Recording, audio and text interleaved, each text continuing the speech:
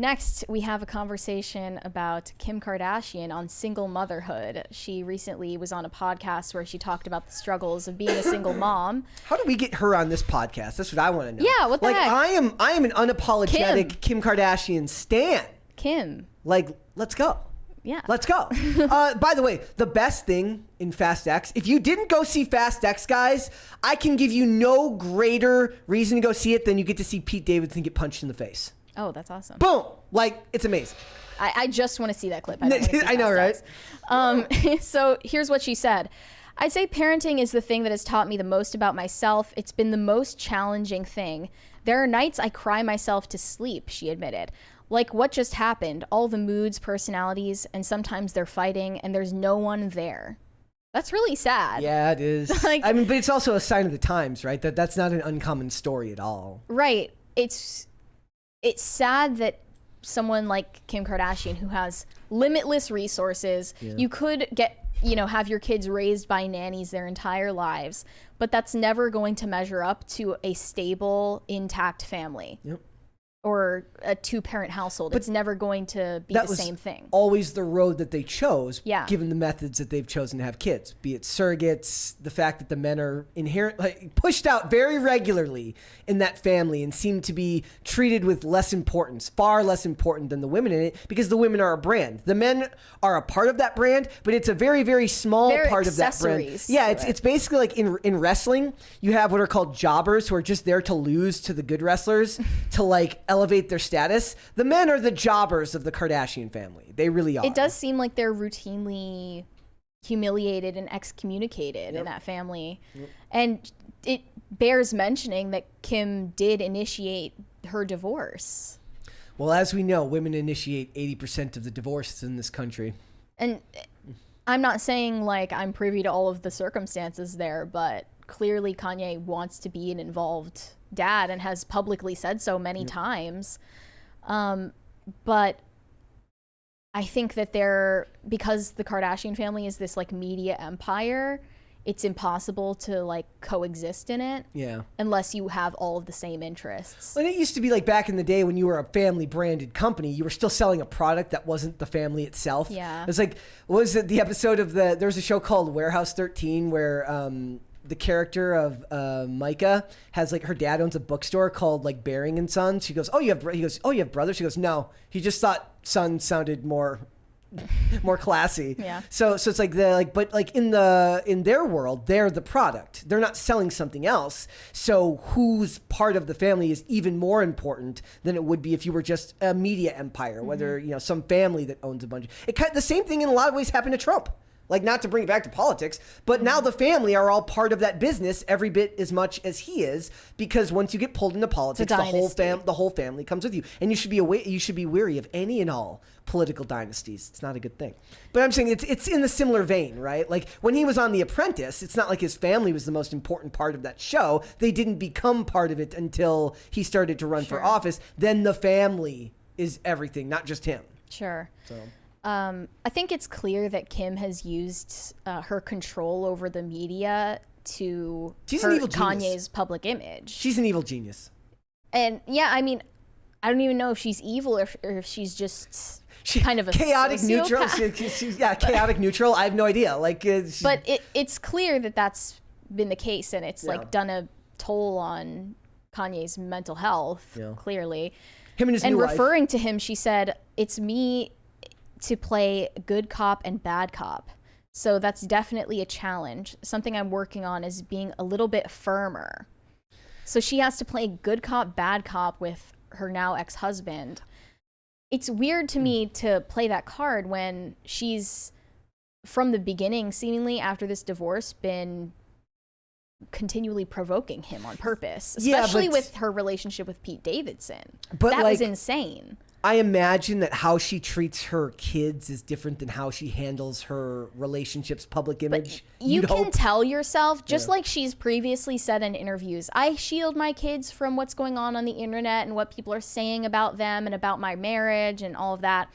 But you're deluding yourself if you think that they actually don't know what's going on. Or they will when they get older. Or that they won't later on. But these kids, especially North, has unrestricted internet access. Yep. There is no way that she is shielded from this reality. Yep. And in her relationship with Pete, she egged this on. She egged on the, antagonizing. Pete did that as much as she did on his own Yes, pages, on yes. his own accounts, and made it worse. But she didn't. allowed him to get these Exactly. tattoos of her kids' initials on his body after not even knowing them. Yep. I remember specifically only 2 weeks after he met the kids, he was pictured with Northwest sitting on his lap. And this is a strange man that they don't know. He is strange. She was using him as a pawn in her game to antagonize Kanye, clearly. It does feel and it was like, working. In a lot of ways, like no matter how much things change, they stay the same. So, there are bitter divorces and bitter parental battles at every socioeconomic level, right? It's just that theirs is being played out in the public eye, where the media is. So just in the same way that that somebody getting a divorce will use a private investigator to turn the tables to their advantage in the divorce, they're using the media to turn the tables in favor of them in their divorce. And it's just something that's played out, unfortunately, for people like us. It kind of makes me feel ghoulish when we cover it, because it's like it's being played out for entertainment of other people, which is why it's important to talk about it in the context of more than just, oh, look at these people, they're so stupid. Because there are ramifications to these things, and it should at least be something to consider when you remember that everything you see is being released to you timely by somebody who wants it out there. Very rarely do these things come out think of Amber Heard coming to the courthouse with her fresh bruise on her face, where she warned TMZ beforehand that she was going, so they could get the photo. Yeah, it's to manipulate you. But whether that's to manipulate public sentiment, the favor of a jury in future rulings, things like that. Yeah, I think this is like generally a theme that money doesn't buy happiness. Nope. For ordinary people, there's a benchmark of financial stability that allows you to be happier and more stable in life. Because you've got obviously. more of the things that these other people don't But have, I which are think actual connections. This is an outdated number. People said that like you need to make like $70,000 a year in order to not have your happiness affected negatively by financial concerns. That's outdated. That's probably because of inflation. You have to bring that higher now. But so even if you said it was like $100K now, this woman, Kim Kardashian, is so beyond that benchmark that there is no way money is a concern for her. It's more about power and influence at this point, and control. And speaking of this, Nick Cannon recently went on an interview talking about his financial situation, having like 12 kids. What is it at this point? With different moms. Have you ever seen The Dark Knight? No. Okay, there's this scene at the end where Lucius Fox has all of the cell phones in Gotham on this computer screen, and it's like a separate screen for all of the phones that have cameras on them. And there's this meme that says Nick Cannon talking to all his kids on Father's Day. Incredible. Yeah. He's also pushed this message that you can be like sufficiently involved in your kids' lives without going to like their events, like their graduations. Well, that's what Akon was saying. Recitals and stuff like that. That's what Akon was saying. Akon was saying he said that's white people nonsense. Yeah. That's what he said. So he talked about not paying child support recently. No, he just gives them whatever from the government. Yeah, because he is worth like triple-digit millions of dollars. By the way, only 18% of individuals in this country make over $100,000 a year. So, So I understand that part, but he seems to think that just money is enough to keep his family. He would probably frame it as stability is enough, not money. Right, but money doesn't equal stability, clearly, because we just looked at this situation with Kim and Kanye, where you can have as much money as you want, but that doesn't create a stable, secure environment for marriage and a family. Nope. Especially not when you're in these families that are part of like where the business model is the family, and any type of drama is actually beneficial for your bottom line. Yeah. How can you expect them to even want to live normal lives? It's kind of like what I say about Taylor Swift. How can you expect her to even want a normal relationship when she makes so much money off the breakups? Mm-hmm. Like, imagine she's like, things are going so well, but man, my sales are down this month. And then she starts like seeing little things. She's like, oh, that pisses me off. It doesn't really piss her off. She's just looking for a reason to be mad. So, it's kind of the same thing here, right? Like, how do you expect them to live normal lives when their lives aren't normal? It is also fair to point out that this is a reason why I like to point out that just because celebrities are rich does not mean that they don't have problems. There's a reason why the suicide rate is high amongst child actors, that money doesn't solve all your problems, right? Your problems just shift in your perception of what the problems in your life are, just shift to a side. It doesn't solve all the problems. It would solve maybe our problems, but it's not going to necessarily solve the problems of someone who's been damaged for other reasons. Yeah. Over the weekend, I also saw that Jay-Z and Beyonce have purchased the most expensive house in California ever sold for $200 million. I got a picture of it here. Hold on. I got it here. It must be the land it's on, because it's not even like it's by a big a estate. Beach. Yeah. It's a beachfront property. But this is just like, it looks like an industrial complex, not a house. It kind of looks like the place that stood in for Appledore in season 3 of Sherlock, the rich guy's house, where he's like, do you remember that? The big, where he goes, I think so. I'm a high functioning sociopath. Merry Christmas. Remember that part? Yes. Like, and then they got the helicopter shot of the whole property. Yes. That's what this reminds me of, but smaller. Like that one was bigger. Yeah, it must be the land that made it so expensive. But I don't understand at this point. Like, you can buy anything you want. Why have no taste? I'm telling you, that is the property of a coke snorting movie executive.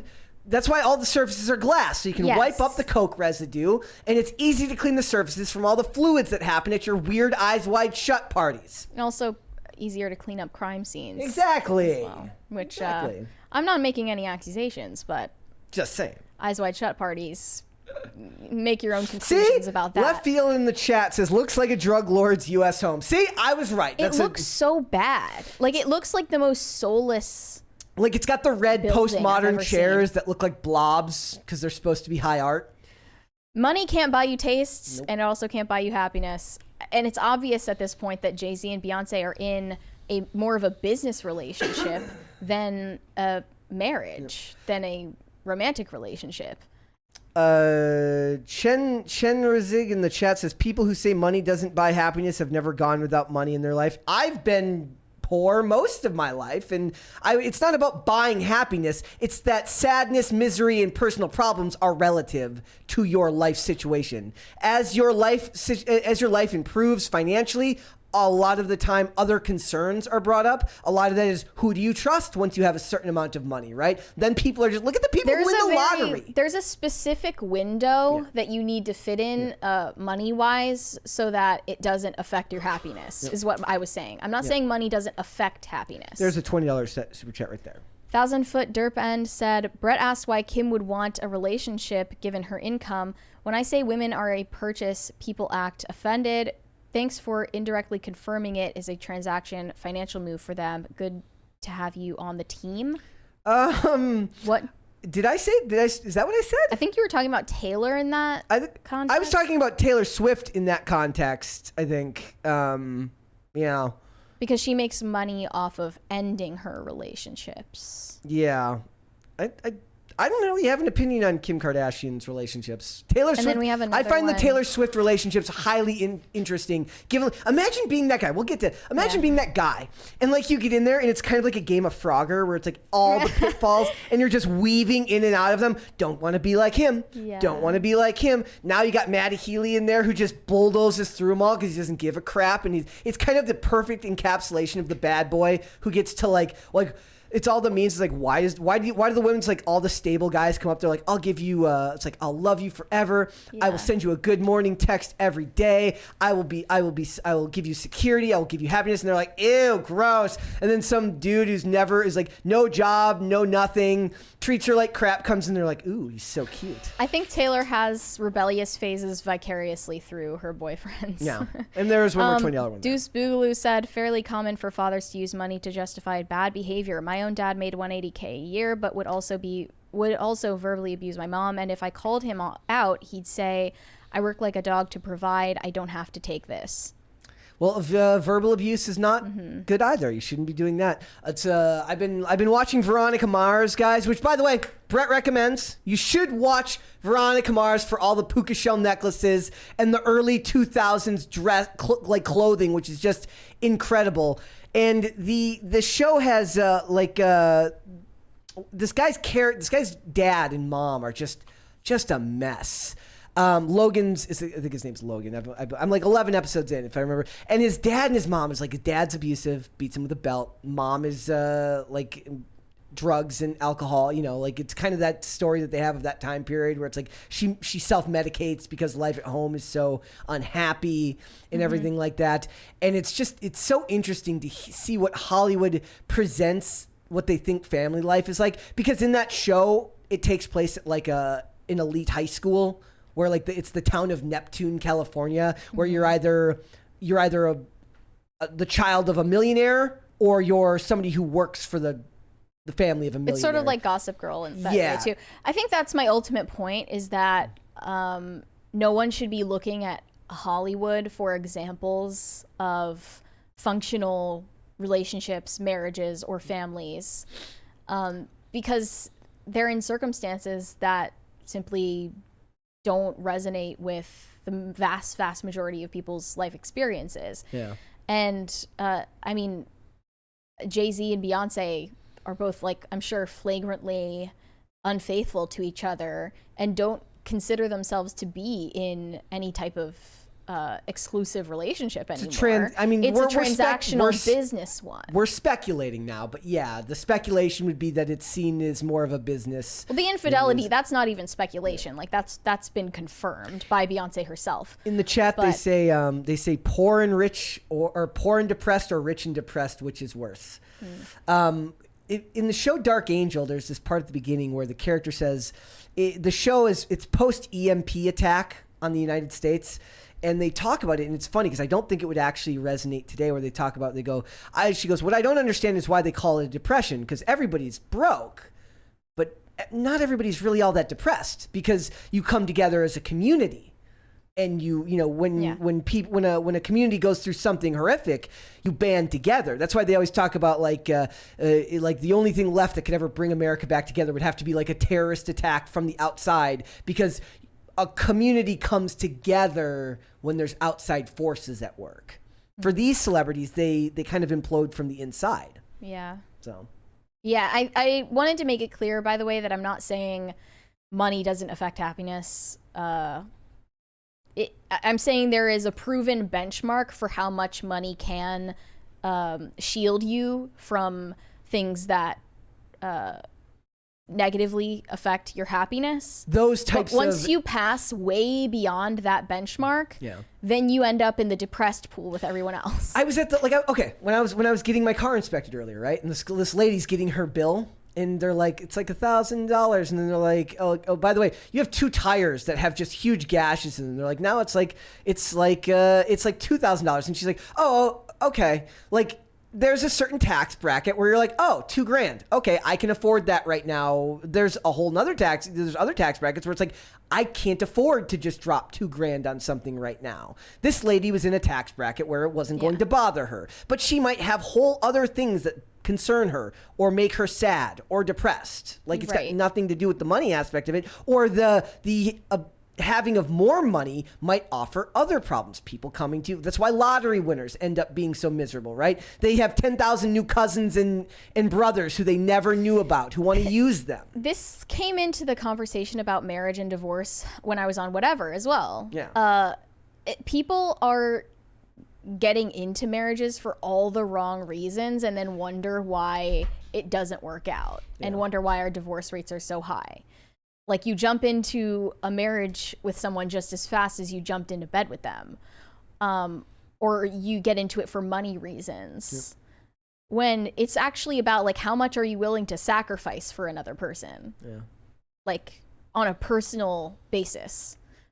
People don't look at it that way anymore. Also, they think about how this can benefit themselves. I don't know how many of them think about it as, like, what can we build together? How can this person add value to my life? Not what can we build like, together. what can I do for this other person? And, like, literally dying to yourself for another person, which is what marriage is supposed to be about. Well, the guy's supposed to do that, Mary, not the girl. The guy's supposed to be willing to... The women are supposed to do it too, but, like, I think women aren't really given that message these days. They're like, you know, find a husband who can do everything for you. Well, she's a princess, Mary. She should be given everything. Her dad told her that. Her dad said, you're a princess. You have no flaws. Why would a woman who's never been told that she has any flaws and she's perfect just the way she is ever assume she could mistreat anyone? Women are also looking for men who can be providers, but they're not... They're making more money than them? Thinking about, like... Well, that too. But, like, they're not thinking about...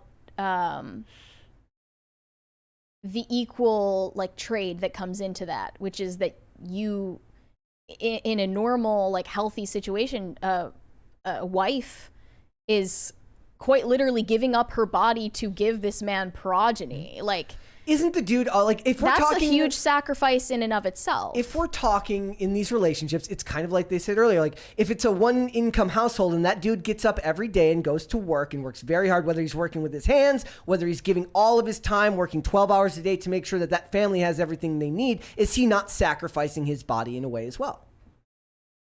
It's definitely not in the same way. Okay. And depending on the type of work that he does, for sure. You know? Okay. I think that both should be considered. I mean, if we're talking about a partnership, I'm saying there are sacrifices should be valued. There are sacrifices on both sides. You can't like, look for you know, a high value man to provide you with all of your material comforts and needs, but then not expect to be giving anything back in that relationship, and vice versa. You can't look for a woman who is willing to, like, give you children, give you a nice home, and like, be like this warm, open, like, affectionate presence in your life without like, keeping up your end of that deal. Not in a transactional sense, but in a way that you just, like, sacrifice something for the other person and they sacrifice for you. And that's not the way that most people view marriage these days, and it's especially not how people in the celebrity class view it. Well, they also, how they work is different. I think there's something to be said that, look, a lot of dudes get up and go to work every day at back-breaking jobs to provide for their family, and I don't think that should be discounted in a lot of ways. Because, was I discounting it? I'm saying, like, I think a lot of society does these days. I do. I do think society in a lot of ways discounts the men that work very hard to provide for their families because they're not highlighted in our society anymore. Just like they don't highlight, like, you know, like the meme where they talk about, like, if women were really all about equality, they'd go work down in the sewers. It's kind of a tired trope, but it's a very easy one to point out because it's accurate. But it seems like they shy away from discussing those things because that's where you meet the actual family, like the people that are in with their families now. Like, all my friends that are happily married are like, and this is a generalization, right? I'm not saying all of them. I'm saying a good amount of my friends where it seems like their marriages are happy and successful. They're working trades. They're working jobs. You know, they're working a trade. The wife works as well, but they're not working some high class CEO job. They're doing manual labor, or they're doing something that they had to go to trade school for. And that's a class of men that's built a lot of the country and did so because they wanted to provide for their family in the next generation. But like I said, Jay-Z and Beyonce, that's so far removed from what we, the average American, will ever be able to understand or experience, because that's not going to be what the average person will ever know what it's like, right? To be in a relationship where you both have so much money, where it's actually now a horrible thing for you either to both get divorced, so you just result to make cheating okay. Yeah. Thanks for watching. Listen to full episodes of Pop Culture Crisis on Spotify. Keep up with us on social media and make sure you subscribe and ring that bell so you never miss the show. Bye, guys.